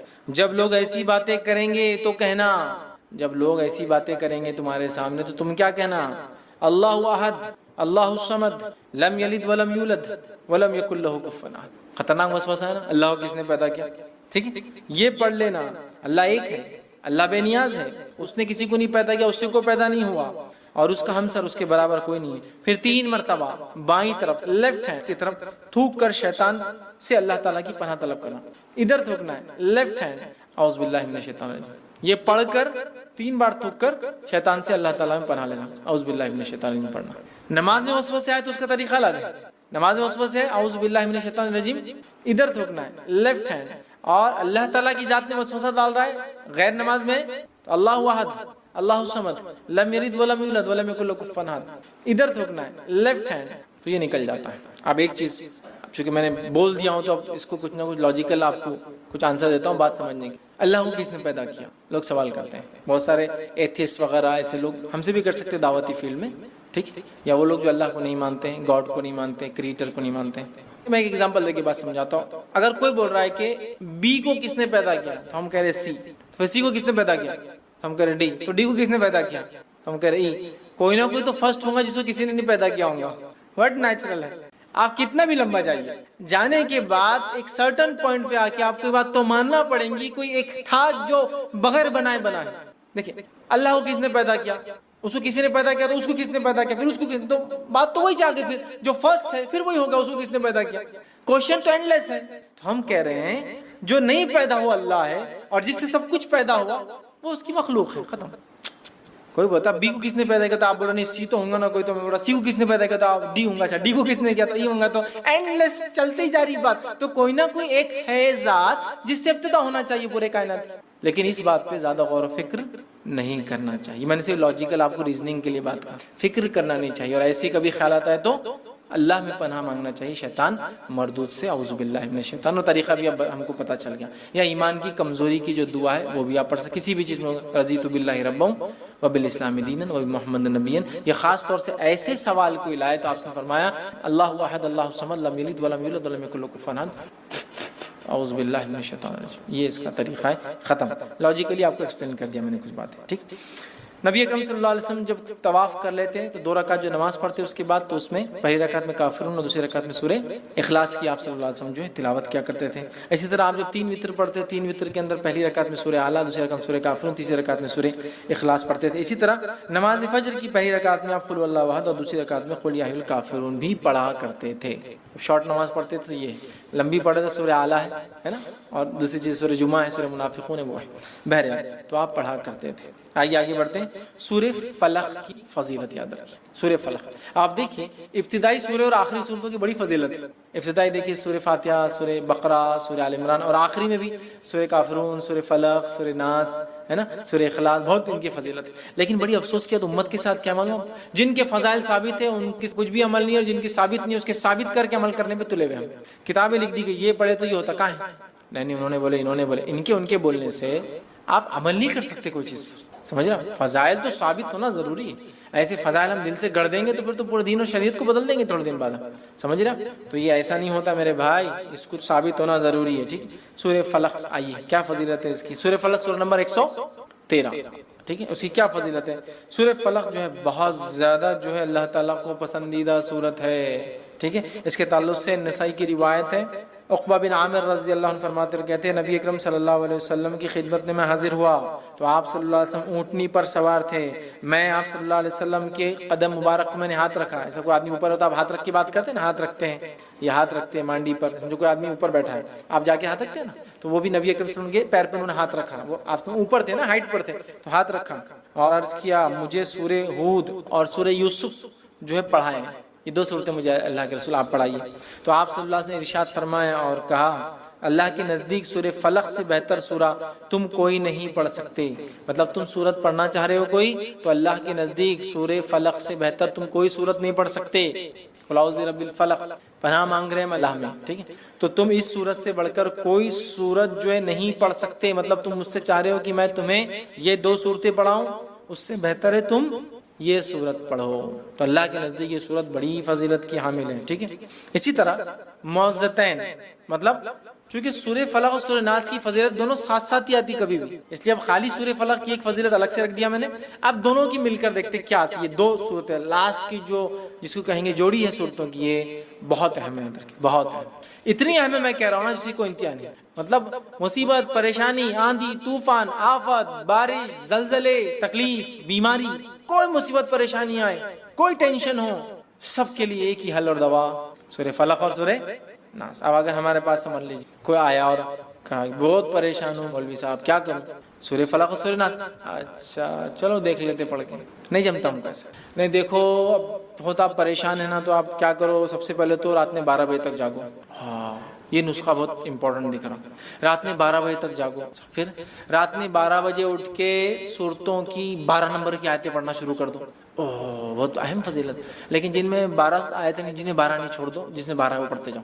اچھا اچھا اچھا، پھر اس کے بعد ان کو 11 بار پڑھو، 12 نمبر کی آیت، بہت اہم دکھ رہا نہیں، اس کے بعد یہ کرو وہ کرو فلاں کرو فلاں، جاتے جاتے یتیم والے کے ڈبے میں پیسے ڈالتے چل جاؤ، جاتے جاتے جو میں تو کچھ نہیں لیتا وہ اس کے لیے 11,000 ڈال دو، اس سے کام بن جائے گا، چل جاؤ، یہ بات اچھا لگا پڑھ کے 12 نمبر کی آیت، بہت سکون ہوا اور کام ہوتے ہوئے لگ رہا، 1 مہینہ ہو گیا، کام ہوا نہیں ہوا، لیکن بس لگ رہا ہوتے ہوئے، نہیں ہوگا کبھی زندگی میں۔ سورہ فلق سورہ ناس پڑھ لیجیے، آپ کو پریشانی، مصیبت، پریشانی، تکلیف، دکھ، بیماری، آپریشن، اچھا اتنا ہی کیا، اچھا مطلب جو ہے وہ ماننا نہیں ہے، جو نہیں ہے اس کو منوا کے عمل کر کے تکلیف اٹھا کے مشقت کر کے، تو وہ بات ہم کو سمجھ میں بہت جلدی آتی ہے۔ آپ کو مصیبت ہے آپ فلاں کیجیے، آپ کو یہ ہے بھائی ہے آسان ہے، لیکن پھر اثر کیوں نہیں ہوتا ہم کو؟ ہم آپ جتنا بول رہے ہیں آپ سورہ فاتحہ سورہ فلق روز پڑھ رہے ہیں، وہ ایمان، وہ بلیف، وہ یقین، وہ امید، وہ اس کے معنی اور مفہوم پہ غور کرنا، اور پھر وہ لو لگا کر وہ کرنا، اور یہ صورتوں کو پھر پڑھنا، پھر اللہ تعالیٰ سے مانگنا، اور یہ اعتماد کر لینا کہ اس کے علاوہ کچھ نہیں، یہی ذریعہ تھا جو میں نے اپنا لیا، اثرات آپ کو نظر آئیں گے۔ سب کر لیے، یہ بھی کر کے دیکھ لیتے ہیں، معاملہ فنش۔ اس لیے کہ اب قرآن اور اس کی باتیں یا اللہ کے رسول کی زبان نکلی باتیں یہ ایک دیکھ لیتے ہیں، نہیں یہی ہے، اثرات دیکھیں گے، اثرات دیکھیں گے۔ آئیے معوذتین، سورہ فلق اور سورہ ناس کو معوذتین کہتے ہیں، ٹھیک۔ اللہ تعالیٰ کی پناہ طلب کرنے کے لیے معوذتین سے بہتر کوئی سورہ نہیں ہے۔ معوذتین آفات آسمانی، آسمانی آفتیں کیا کیا ہو سکتی ہے، جو بھی آسمان سے آتی ہے، آفت آسمانی، مثلا طوفان، زلزلہ، سیلاب، قحط سالی، آندھی، سالہ باری، برف، اولے پڑتے ہیں وغیرہ بھی اللہ کی پناہ مہیا کراتی ہے۔ حدیث کا الفاظ سنیے، عقبہ بن عامر رضی اللہ عنہ فرماتے ہیں اور کہتے ہیں، یہ ابو داؤد کی روایت، آپ نے فرمایا کہ میں جو ہے جحفہ ایک جگہ کا نام ہے اور ابوا دوسری جگہ کا نام ہے، جحفہ اور ابوا کے درمیان ہم رسول اللہ صلی اللہ علیہ وسلم کے ساتھ جا رہے تھے، اچانک ہمیں آندھی اور شدید تاریکی نے آ لے گا۔ آندھی، آپ نے کبھی سینڈ اسٹارم دیکھا ہے؟ ایسا اندھیرا ہوتا ہے کہ رات کا اندھیرا ہی پھیکا پڑتا ہے اس کے ساتھ، تو وہ آندھی آئی اور اندھیرا تاریکی ہو گئی، تو فرماتے آندھی اور شدید تاریکی نے آ لیا، رسول اکرم صلی اللہ علیہ وسلم نے معوذتین کے ساتھ اللہ کی پناہ مانگنا شروع کر دیا۔ آندھی ہے، معوذتین، قل اعوذ برب الفلق، قل اعوذ برب الناس آپ نے پڑھنا شروع کر دیا، اور فرمایا اے عقبہ ان 2 صورتوں کے ذریعے اللہ کی پناہ مانگو، کسی پناہ مانگنے والے کے لیے ان سے بہتر کوئی صورت نہیں ہے، کسی پناہ مانگنے والوں کے لیے اس سے بہتر کچھ نہیں ہے۔ آندھی، طوفان، مصیبت، بیماری، پریشانی، کچھ بھی، دکھ، درد، ٹینشن، ڈپریشن، قل اعوذ برب الناس ملک الناس الہ، مطلب سورہ فلق اور سورہ ناس کی آپ تلاوت کیجیے، قل اعوذ برب الفلق من شر ما خلق، ان دونوں صورتوں میں تمام چیزوں سے آپ کو پناہ ہے، سبحان اللہ، تمام چیز، ٹھیک۔ اسی طرح جو ایک روایت میں آتا ہے رسول اکرم صلی اللہ علیہ وسلم سونے سے پہلے اور جاگنے کے بعد معوذتین کو پڑھا کرتے تھے، سونے سے پہلے جاگنے کے بعد، سمجھے، لیکن یہ ہم کو جان پہ آتا ہے، سونے سے یاد نہیں رہتا, سونے کے بعد یاد نہیں. ہاں دوا کھاؤ والا ڈاکٹر تو سونے سے پہلے جاگنے کے بعد اٹھتے ہی سوتے تھے لے کے گولی لے کے سو رہے, اٹھتے ہی کہ ڈاکٹر نے بولا اسے فائدہ ہے, ٹھیک ہے لینا چاہیے. اگر جسم کو کوئی دوا سے فائدہ ہے تو لیجیے. سوال یہ ہے روحانی غذا کب گین کریں گے؟ سونے سے پہلے پڑھتے, اٹھتے ہی آپ پڑھتے. الفاظ سنیے ذرا, نسائی کی روایت ہے عقبہ بن عامر اور مزتین کی روایتیں جتنی ہیں تقریباً میں راوی عقبہ بن عامر رضی اللہ عنہ ہیں. مختلف دور میں انہوں نے یہ روایت کیا, مختلف, کبھی وہاں وہ وہاں مقام پہ کر رہے ہیں بیچ میں, تو کبھی مسجد میں کر رہے ہیں, کبھی مسجد کے باہر, کبھی آپ گھر میں. انہوں نے ہی کیا, لیکن اکثر روایتیں انہی سے. عقبہ بن عامر رضی اللہ عنہ کہتے اور فرماتے رسول اللہ صلی اللہ علیہ وسلم فرمایا کیا میں تجھے دو ایسی صورتیں نہ سکھاؤں جو سب صورتوں سے بہتر ہیں جنہیں لوگ پڑھتے ہیں؟ پھر آپ صلی اللہ علیہ وسلم نے مجھے قل اعوذ برب الفلق قل اعوذ برب الناس پڑھائی. اتنے میں نماز کھڑی ہو گئی. آپ صلی اللہ علیہ وسلم آگے بڑھے, نماز پڑھائی جن میں آپ صلی اللہ علیہ وسلم یہی دو صورتیں قل اعوذ برب الفلق قل اعوذ برب الناس پڑھی. پھر آپ صلی اللہ علیہ وسلم میرے پاس سے گزرے تو فرمایا اے عقبہ ان صورتوں کی اہمیت سمجھ پائے ہو یا نہیں؟ پھر آپ صلی اللہ علیہ وسلم نے فرمایا جب بھی سونے لگو تو یہ دونوں صورتیں پڑھو اور جب جاگو تب بھی یہ دونوں صورتیں پڑھ لیا کرو. اہمیت سمجھائی, کہا کہ اس سے بہتر صورت جو لوگ پڑھتے ہیں اس سے بہتر کچھ بھی نہیں ہے. نماز بھی پڑھائی تو یہی دو صورتیں پڑھائی. پھر کہا عقبہ سمجھے ہو کیا نہیں اس کی اہمیت کیا ہے ان دو صورتوں کی؟ جب بھی سویا کرو تو یہی پڑھ کے سویا کرو اور جب بھی جاگا کرو تو یہی پڑھ کے جاگا کرو. کتنی فضیلت سبحان اللہ. آئیے تیسری, رسول اللہ صلی اللہ علیہ وسلم نے ہر نماز کے بعد معوذتین پڑھنے کا حکم دیا ہے نا.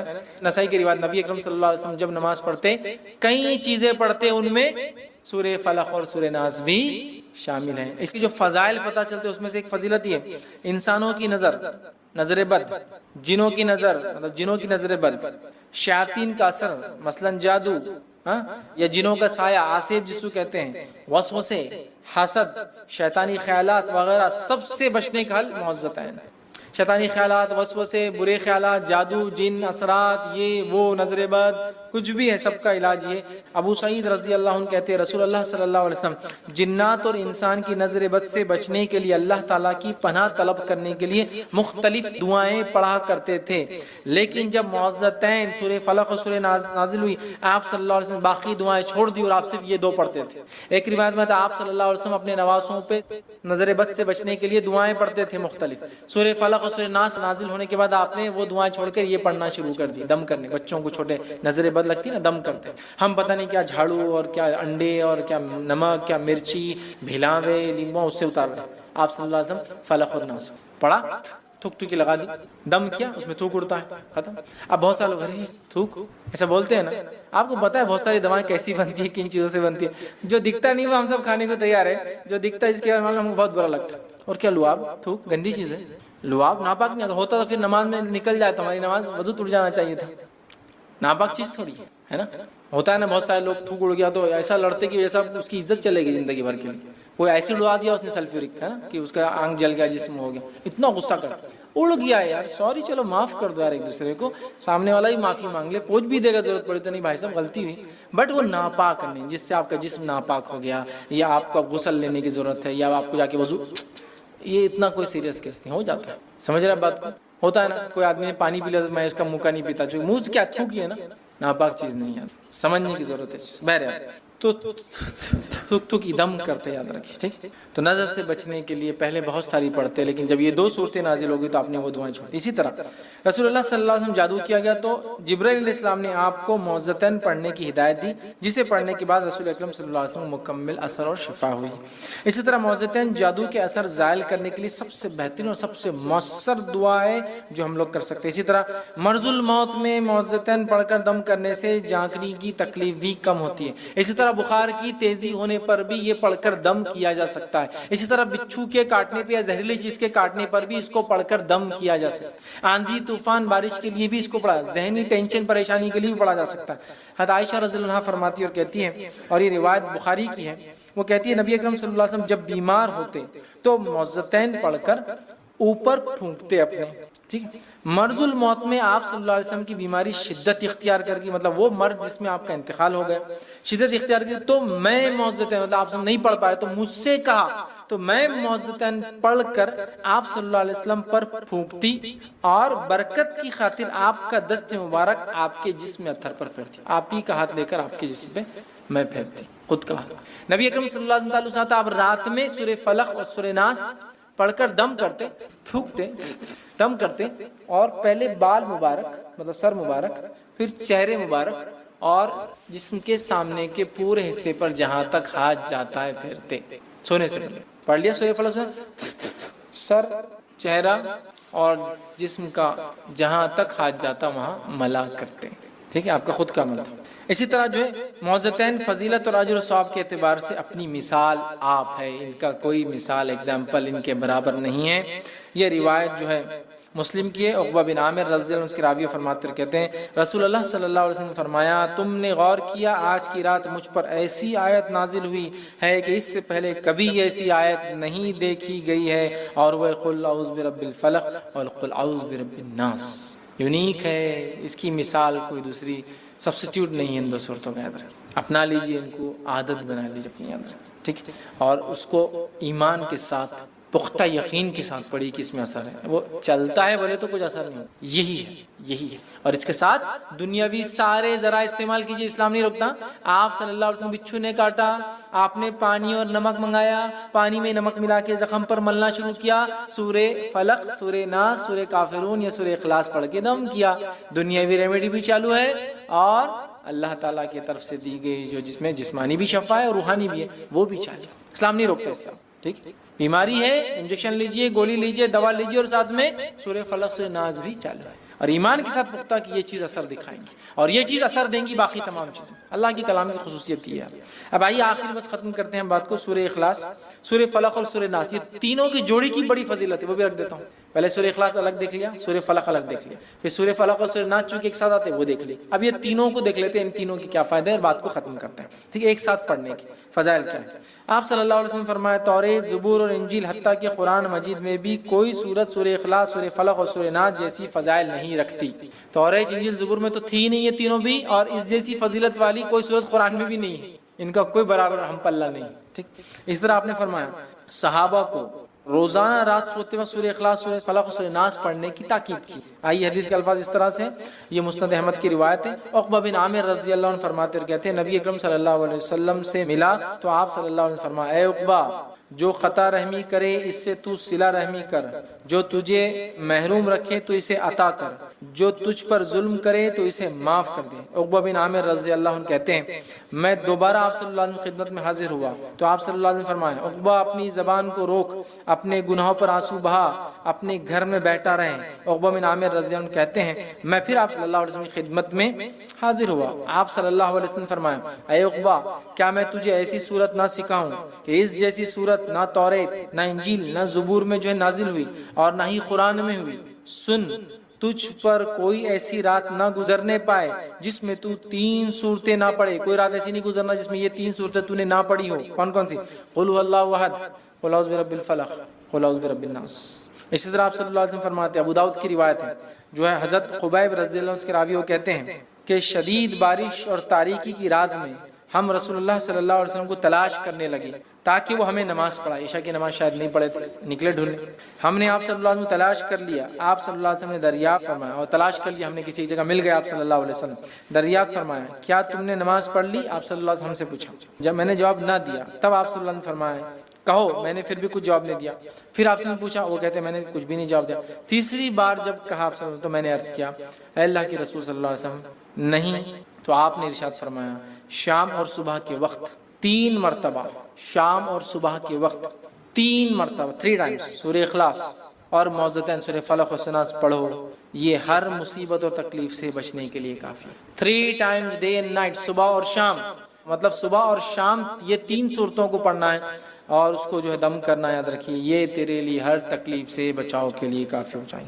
اسی طرح رات سونے سے قبل سورہ اخلاص، سورہ فلق و ناس پڑھنا اور دونوں ہتھیلیوں پہ تھوکنا اور سارے جسم پر پھیرنا مسنون ہے۔ بخاری کی روایت ہے، عائشہ رضی اللہ عنہا فرماتی ہے نبی اکرم صلی اللہ علیہ وسلم رات کے وقت جب سونے کے لیے بستر پر تشریف لاتے تو اپنی دونوں ہتھیلیوں کو اکٹھا کرتے، ان پر پھونک مارتے، قل اللہ احد، قل اعوذ برب الفلق، قل اعوذ برب الناس پڑھتے، پھر اپنے جسم مبارک پر جہاں ہو سکتا دونوں ہتھیلیاں پھیرتے، پہلے سر مبارک پر، پھر چہرے مبارک پر، پھر سامنے بدن پر پھیرتے، اور آپ صلی اللہ علیہ وسلم یہ عمل 3 مرتبہ کرتے سونے سے پہلے 3 ٹائمز، صبح اور شام 3 وقت کرنا ہے، سونے سے پہلے 3 وقت کرنا ہے، مطلب تھوک کر 3 بار جو ہے اس کو ملنا۔ آپ صلی اللہ علیہ وسلم یہ عمل 3 بار کرتے ہیں، ٹھیک ہے۔ اور تمام قسم کے شیطانی شر، فتنوں، وسوسے اور دیگر مصائب اور آلام سے اللہ کی پناہ طلب کرنے کے لیے سورہ اخلاص اور سورہ فلق اور سورہ ناس یہ بہترین صورتیں ہیں اندر کی۔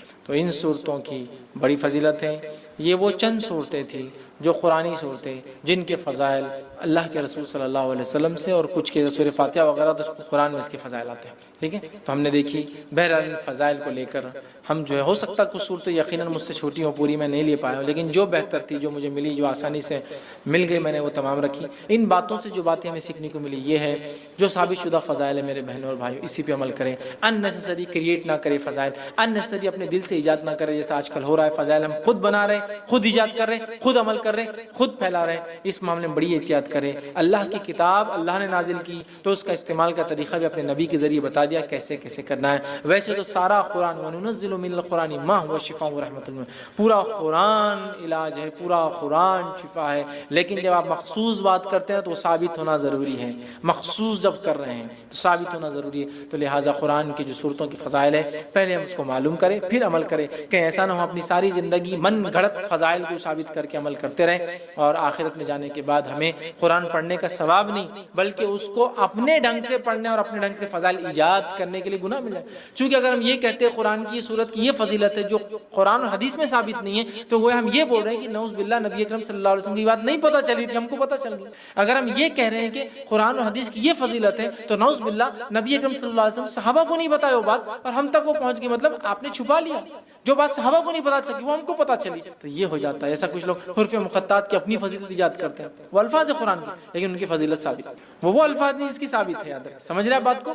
تو لہٰذا یہ بڑی اہم ضرورت ہے وقت کی کہ ہم قرآن و سنت کو اسی مطابق عمل کریں جیسا قرآن و سنت نے بتایا ہو۔ تو یہ چند فضائل جو میں نے بہتر سمجھے، جو مجھے ملے، آپ کے سامنے میں نے رکھے۔ یقیناً میں دعویٰ نہیں کرتا ہوں کہ یہی فضائل ہے، اس کے علاوہ بھی کچھ صورتیں ہو سکتا ہے جو مجھ سے چوک گئی ہو۔ آپ بہرحال دیکھیے، اگر وہ صحیح حدیث سے ثابت ہے تو بہرحال عمل کرنے میں انشاءاللہ عزیز کوئی حرج نہیں ہے۔ میں اسی پر اپنی بات کو ختم کروں گا۔ اللہ رب العزت سے دعا ہے کہ اللہ سبحانہ تعالیٰ ہمیں اپنی کتاب کا جو پڑھنے والا بنائے، ہمیں اپنی کتاب پر جو عمل کرنے والا بنائے، ہماری زندگیوں کو جیتا جاگتا قرآن کا نمونہ بنا دے، جب تک ہمیں زندہ رکھے، اسلام اور ایمان پر زندہ رکھے، تمام قرآن کے فضائل ہمیں حاصل کرنے کی توفیق عطا فرمائے۔ جب بھی ہمارا خاتمہ ہو، ایمان پر ہمارا خاتمہ ہو۔ وآخر دعوانا الحمدللہ رب العالمین، سبحان ربک رب العزت عما یصفون وسلام علی المرسلین والحمدللہ رب العالمین۔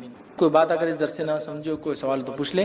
خواتین اپنے سوال اوپر سے لکھ کر بھیج دیں، مرد حضرات ہاتھ اٹھائیں، آپ تک مائک لایا جائے گا، آپ اپنا سوال جو ہے مائک میں کریں۔ خواتین کے لیے اوپر چٹس ہوتے ہیں، وہ چٹس پر سوال لکھ کر نیچے انشاءاللہ عزیز بھیج دیں۔ کوشش یہ کرے کہ سوال عنوان پر ہو، لیکن اگر عنوان پہ نہ بھی ہوا تو انشاءاللہ عزیز ہم سوال کو وقت رہنے پر انٹرٹین کریں گے۔ السلام علیکم فائز بھائی، اکثر دیکھا گیا مسجد کے باہر غیر مسلم بھائی بہن گلاس میں پانی لے کے کھڑے رہتے اور تو اس پہ موجے سے دل پڑھ کے پھونکنا جائز ہے کہ؟ بھائی نے ایک سوال کیا کہ مسجد کے باہر عموماً یہ دیکھا جاتا ہے کہ نان مسلم مرد عورتیں کئی بچوں کو لے کر کھڑی ہوتی ہے اور وہ گلاس وغیرہ پانی لاتی ہے تاکہ کوئی ان کو دم کر کے دے دے، تو کیا ایسا ان کو دم کر کے دینا درست ہوگا؟ تو دیکھیے، صحابہ سے ایسے واقعات تو ملتے ہیں کہ انہوں نے غیر مسلموں پر بھی دم کیے۔ جو وہ بچھو کاٹے کا جو واقعہ بخاری کی روایت ہے کہ صحابہ کی ایک جماعت جو 30 پر مشتمل تھی ایک علاقے سے گزری، جب اس علاقے پہنچے اور وہاں کی بستی کے سردار سے کہا ہمیں رہنے کو اجازت دی جائے، اس نے انکار کیا کہ بھائی میں رہنے کی اجازت آپ کو نہیں دے سکتا ہوں۔ تو وہ لوگ بستی سے باہر رہے، ٹھیک، اور اس کے بعد اس کو بچھو نے کاٹا، اس کا علاج کیا، وہ غیر مسلم، اس نے مسلمانوں کو اس لیے صحابہ کو آنے کی اجازت نہیں دی، کھانے کی بھی اجازت نہیں دی، بعد میں اس نے رہنے کی بھی اجازت دی اور 30 بکریاں بھیجی تحفے کے اندر، تو پتہ چلا نان مسلم کو دم کیا جا سکتا ہے، اس میں کوئی حرج نہیں۔ تو لہٰذا اگر آپ اس کو دم کر کے دیتے ہیں تو بھی کوئی حرج نہیں، اس کو لیکن بتائے کہ میں یہ پڑھ کر پھونک رہا ہوں، آپ چاہے تو آپ کو میں بتا بھی سکتا ہوں، مطلب اس پوائنٹ کو آپ ایک طرح سے اس کو اسلام ایکسپلین کرنے کا بہانہ بنا